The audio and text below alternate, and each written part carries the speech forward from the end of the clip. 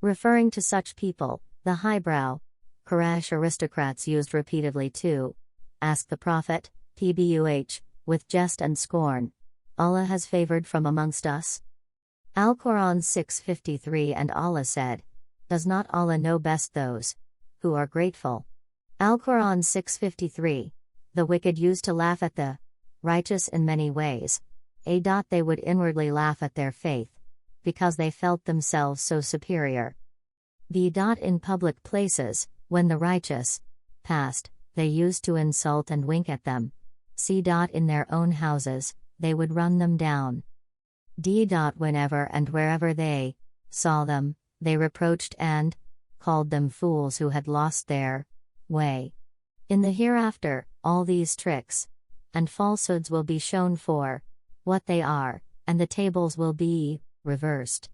Allah had said, verily, during the worldly life, those who committed crimes used to laugh at those who believed, and whenever they passed by them, used to wink one to another in mockery, and when they returned to their own people, they would return jesting, and when they saw them, they said, verily, these have indeed gone astray. But they, disbelievers, sinners, had not been sent as watchers over them, the believers. Al-Quran 83:29-33.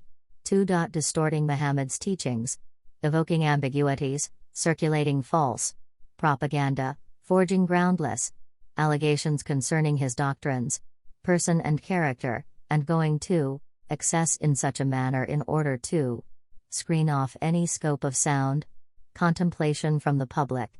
With respect to the Quran, they used to allege that it was tales of the ancients, which he, Muhammad, PBUH, has written down, and they are dictated to him morning and afternoon.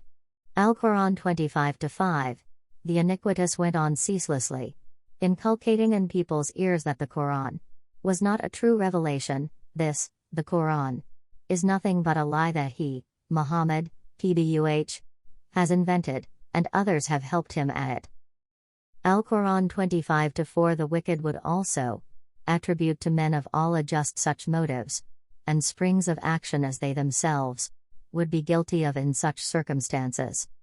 The pagans and those who were hostile to the revelation of Allah and Islam could not understand how such wonderful verses could flow from the tongue of the Prophet, PBUH, without having someone to teach, and claimed it is only a human being who teaches him.